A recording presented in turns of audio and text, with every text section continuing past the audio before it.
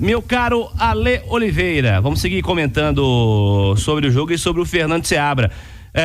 Questionado sobre algumas escolhas, né? Enfim, sobre algumas opções que ele fez aí pro jogo de hoje.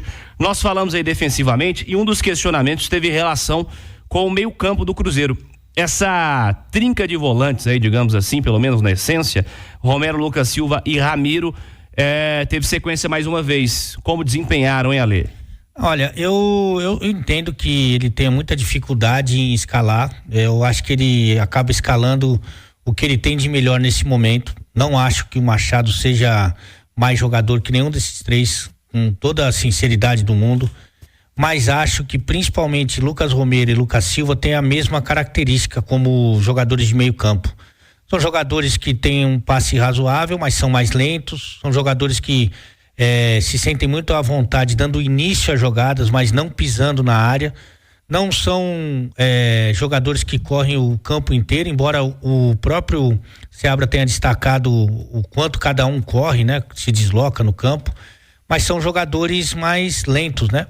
E que também não tem essa pisada na área que tem, por exemplo, o Mateuzinho que tá chegando tem essa característica, né? É um jogador que trabalha em todo o meio campo e inclusive na linha ofensiva.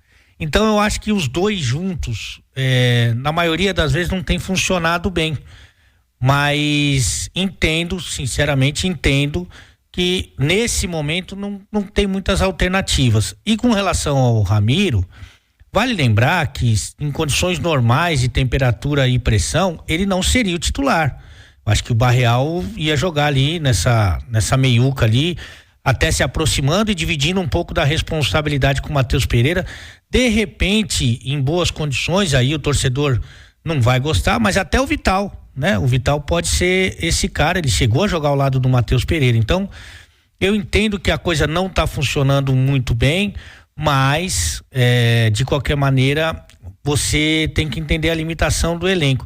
Vai lembrar que a gente falou na jornada esportiva que o melhor jogo do Cruzeiro no ano foi contra o Furacão. Acho que isso foi quase uma unanimidade, pelo menos do pessoal aqui da Itatiaia, né?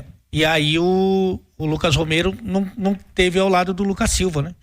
Então, de repente, esse meio campo um pouco mais leve, né?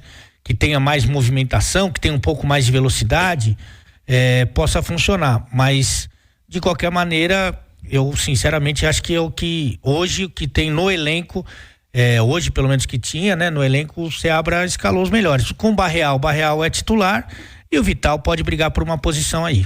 Vamos fazer um exercício de futurologia com o Wallace e Matheus Henrique a partir do dia 10 de julho, que na verdade é 11, né? Porque eles vão abrir a janela no dia que a rodada vai estar rolando, ou seja, você não vai poder jogar dia 10. É loucura. Ele abre dia 10, mas é depois que você vai jogar. Aliás, no dia 10, se eu não me engano, é lá pro meio da semana. Isso. No fim de semana não tem jogo do Brasileiro por causa da Copa do Brasil. É isso aqui, jogos atrasados. Dia 10, Cruzeiro pega o Grêmio, jogo no Estádio Centenário. Ou seja, o cara que foi contratado agora não pode jogar dia 10, porque tem que ser inscrito no dia 9, né? Isso. A janela abre dia 10. Então, o jogador do dia 10 vai jogar dia 13 no Independência contra o Bragantino apenas. Então, no dia 13, o Wallace, Matheus Henrique e os demais estarão disponíveis. Com o Wallace e Matheus Henrique, quem joga no meio de campo do Cruzeiro, Ale? Eu imagino que aí você tem uma diferença, hein? Você tem o Wallace, você tem o Matheus Henrique e você tem o Matheus Pereira. Aí você já tá falando de um outro meio campo. E aí pro ataque você vai ter também o Lautaro e o Caio Jorge. Exatamente. Aí você, se não chegar mais ninguém, que existe essa expectativa também de chegar mais alguém, você pode compor esse ataque junto com o Arthur Gomes.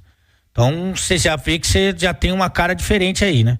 É um meio campo que, vou te falar, eu tenho pra mim, não sei qual a tua opinião, que o melhor meio campo do futebol brasileiro é Pulgar, De La Cruz e Arrascaeta, minha opinião. Creio que sim. Não dá pra você olhar nos olhos desse meio campo, mas em muitos do Brasil, esse meio campo, tecnicamente, no papel, a gente vai ver o encaixe, é superior. O Wallace, Mateuzinho e Matheus Pereira é um meio campo de muito respeito, você já vai ter uma linha ofensiva que já vai te dar mais possibilidades, né? Então, acho que seria uma composição interessante, mas vou repetir, eu acho que chega mais gente, principalmente pra esse ataque aí, viu? O meio campo do Palmeiras também é muito bom. Acho que o sistema do Palmeiras é muito bom, né? Mas acho que os jogadores do Flamengo citados por você são melhores.